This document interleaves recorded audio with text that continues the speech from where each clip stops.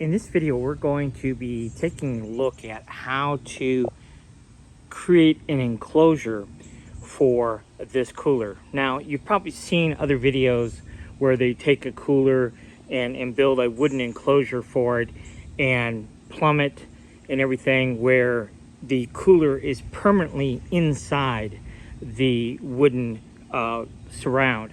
But in this case, the customer wants to be able to use this still as a rolling cooler. So they want an enclosure for the deck, but if they're going to the beach or something, they want to be able to pull the cooler out and be able to take it and use it like it was originally intended.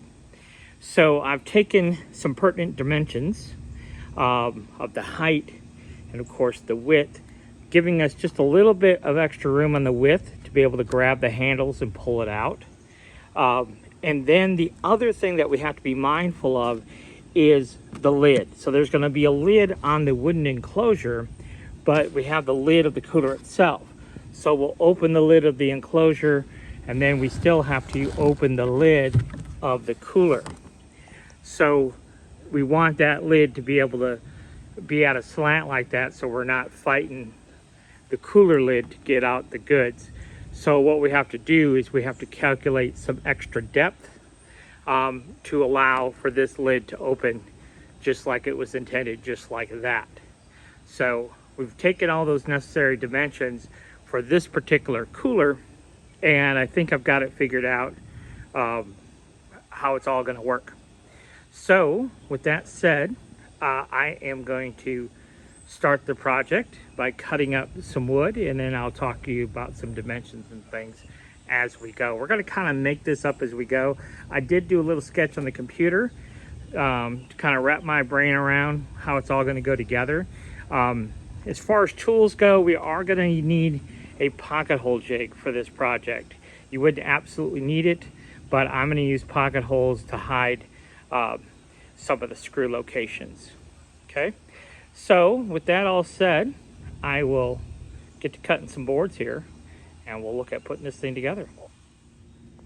Okay, so we've got the start of the pieces that we're going to need for our project. So for right now, we've got 4 30-inch pieces. These are going to be our legs. And then these here are 32¼ inches. And these are going to be our horizontal pieces for our frame. And then we need 4 pieces that are 16 inches. Now we're going to need a couple more 16-inch pieces, which we have plenty of leftover. These 32¼ we only get 2 of these out of 1 2x4. So we have plenty of material left over to get our 16-inch pieces out of. But for right now, we're just going to be using these 4 16-inch pieces. So the 32¼ and the 16-inch pieces, we need to put 2 pocket holes right here on both sides. So what we'll do, if there's a quote-unquote good side, like this is a good example. Here, you can see it's basically clear, but here it's got a knot. So we'll call this the back side, the bad side, and that's where we'll put our pocket holes, because that will ultimately be hidden.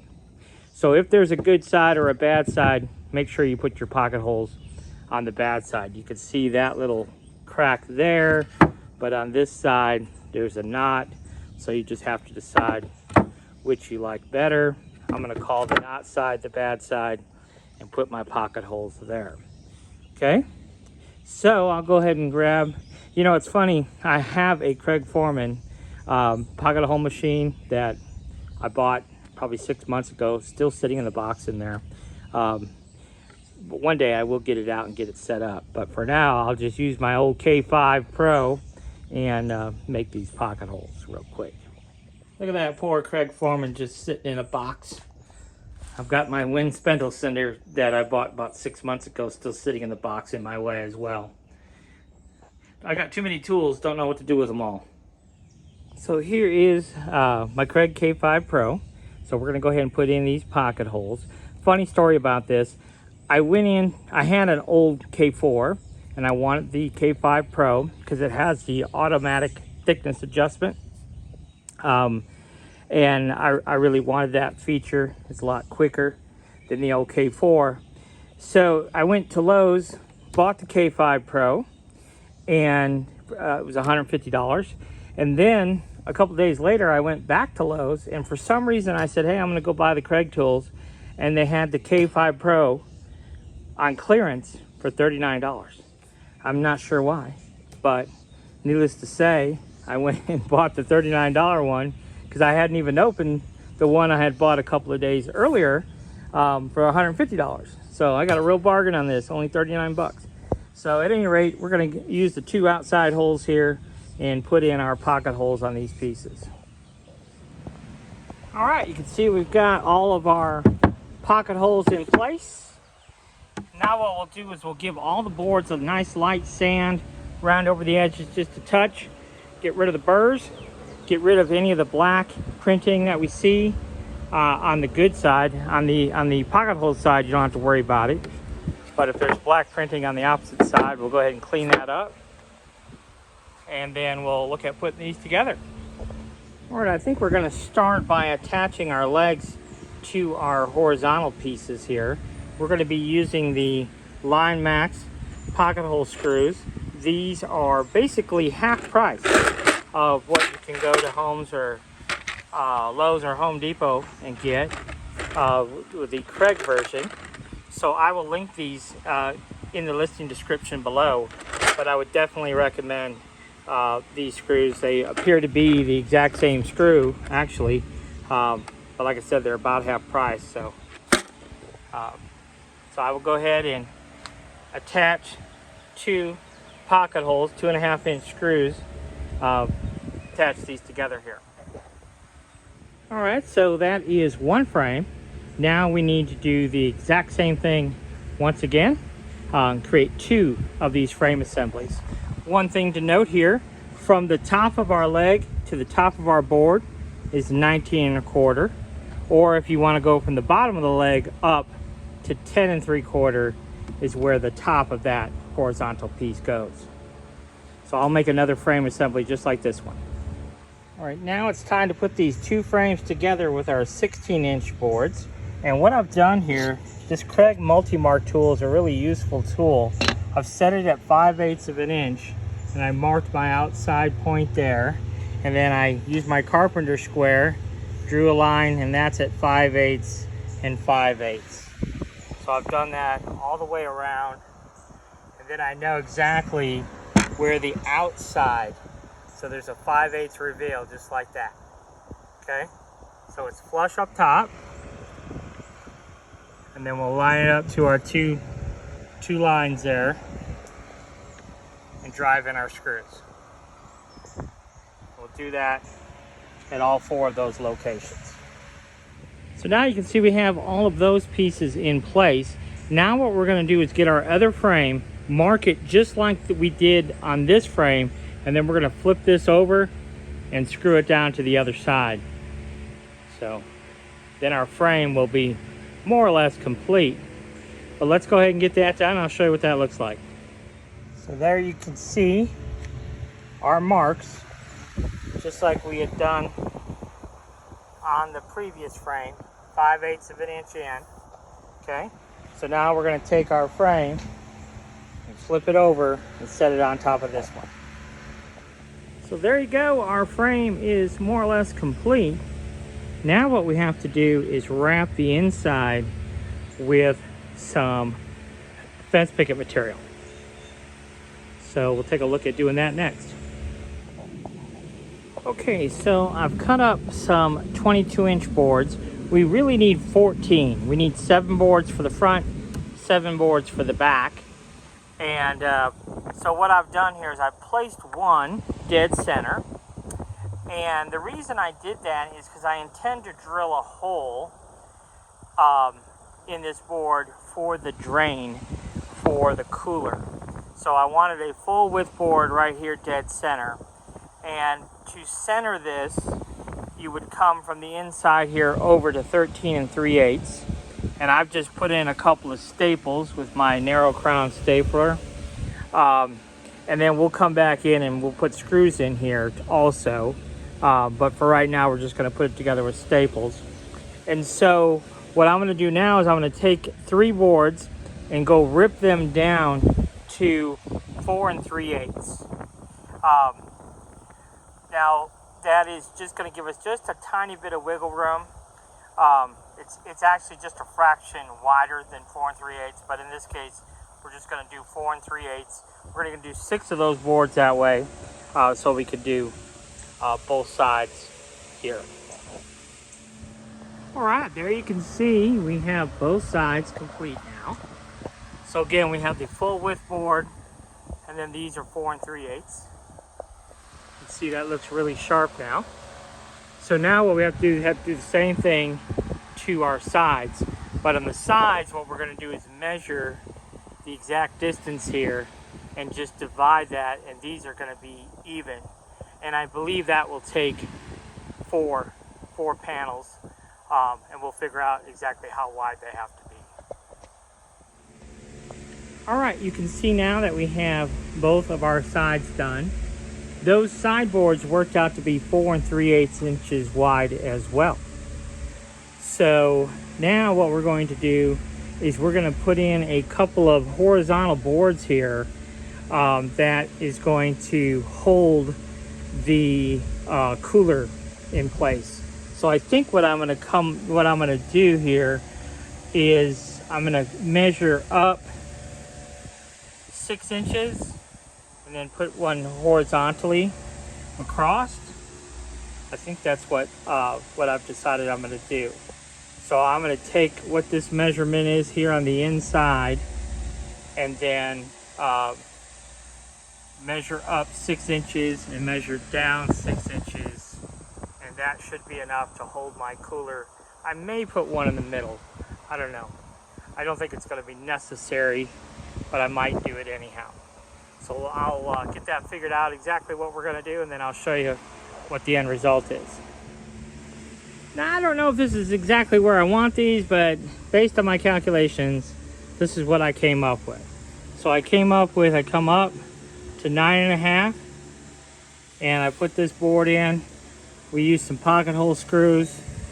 Again, these are 17 3/4. So I came down from the inside here to here, 9.5. Okay. So I think that's where I need them, but now we're going to test it out with the cooler. Let's set it down in place and really test it out and see what we got. Okay, so our supports where we have them are going to work out just fine. So that part worked out. It was a little bit rocky in there because there's a little bit of space. So what I'm going to do here, I cut these to 2 1/4 inches. Now it's a tight fit, but now the cooler is nice and secure, and you can see here we'll be able to get in there with our hands and our handles, and this will lift out. So what I did, I made these 2 1/4 inch blocks, and then I put in a few staples on the front here to hold those blocks in place for me. And then what I'm going to do is I'm going to take a board and just like make a little shelf so that if you just wanted to set some things on there, you could, just to kind of fill that space a little bit. Okay, so I will go, but the reason we needed that space out front is because we need to be able to get in here and grab our lid to our cooler. So that's why we need that space in the front. But just to clean it up a little bit, I will make a little shelf going the whole distance here. And like I said, that way you could set some things on that shelf if you wanted to. I'm probably gonna make that shelf with a fence picket. I think that's the way I'm gonna handle that. That way it'll give you maximum depth here if you wanted to store something in that area. So that's going to be, you could put ketchup bottles and mustard, or you could, there's enough room there for saran wrap and things of that nature. So that's what I think I'll I'm going to do for that little area there. All right, so let me go ahead and get that done, and then we'll go from there. Now you can kind of see how that works out there. So we have ourselves a little bit of a shelf there. I'm not going to, but I guess you could put in a shelf going the other direction too, and kind of block it all in. But like I said, I'm not going to go that far with it. And our lids will open up like they need to still. So that was the main thing there.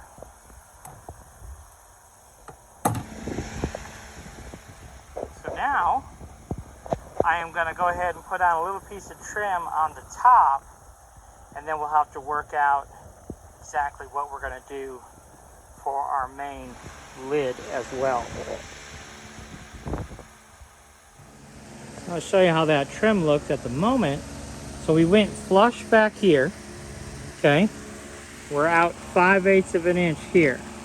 Okay, so I just measured how wide this was, added 5/8 of an inch, and that gave me my length. This worked out to be exactly 2 3/4 wide. So I just ripped a fence picket right in half, and so we have a little 5/8 inch overlap going this direction too. Okay, now on the front was a little bit different. So the front is 3.5 inches wide. Okay, now the back here, we're going to make this a little bit narrower. So this is 1.5 inches and that's 5/8. So that's basically 2 1/8 will be this piece here. And that's because I want my hinges to be flush on the back side. So we'll go ahead and cap that, the fence picket, and then we can work on building our top. So now you can see how we have it nice and flush back there, but it's nice and trimmed off up top. So now what we have to do is we have to figure out how we're going to give access to our drain plug.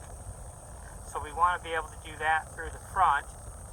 And then we have to make our top. But at the last minute, she also requested that she be able to put casters on the unit. And so what we're going to do is we're going to take a 2x4, lay it flat, and add it to the bottom of our legs here so that she can then mount her casters. So those are a couple of things that we still have to do to our base before we work on our top.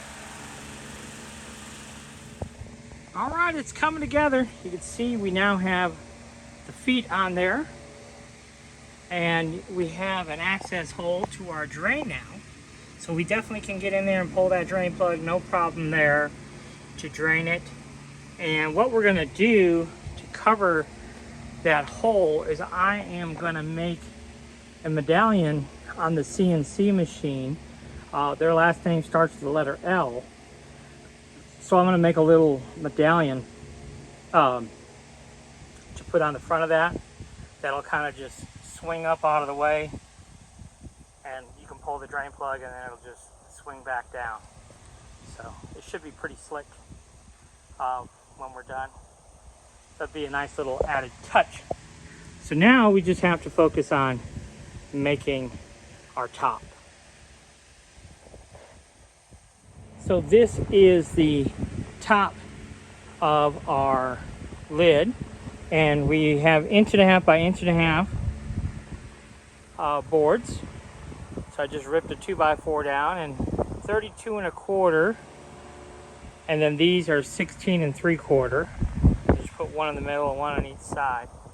So now what we'll do is we'll cut our boards for the top of the lid to that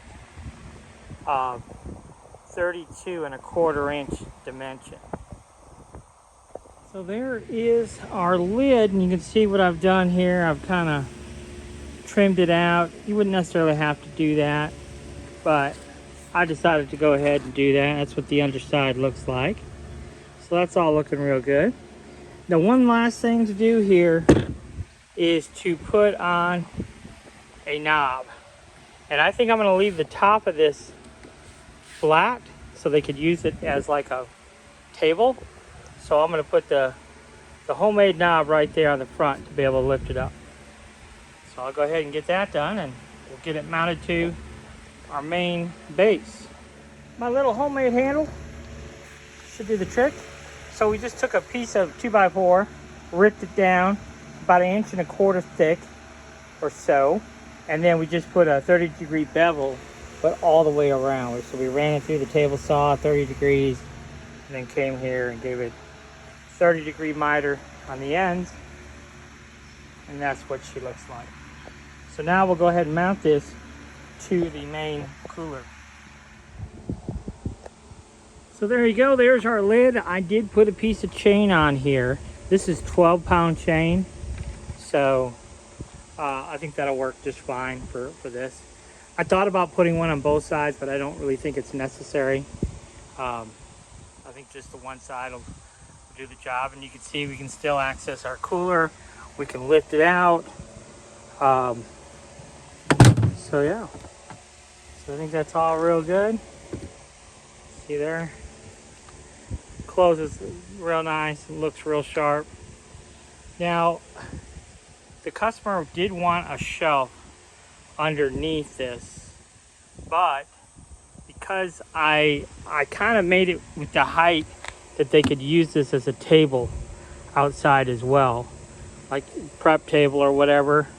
So there isn't really room on the bottom for a shelf, but I guess if you made it taller, made the legs taller, then you certainly could have a shelf underneath it as well. So now we just have to put on the front medallion, and this project will be complete.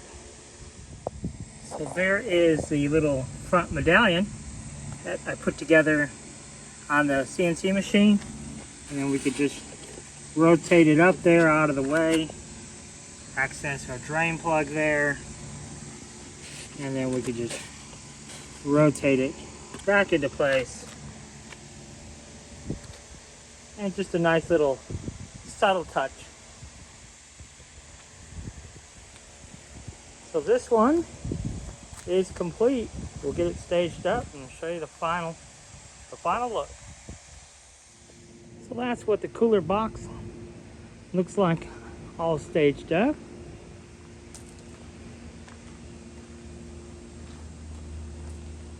So I hope you enjoyed this one, and thanks for watching.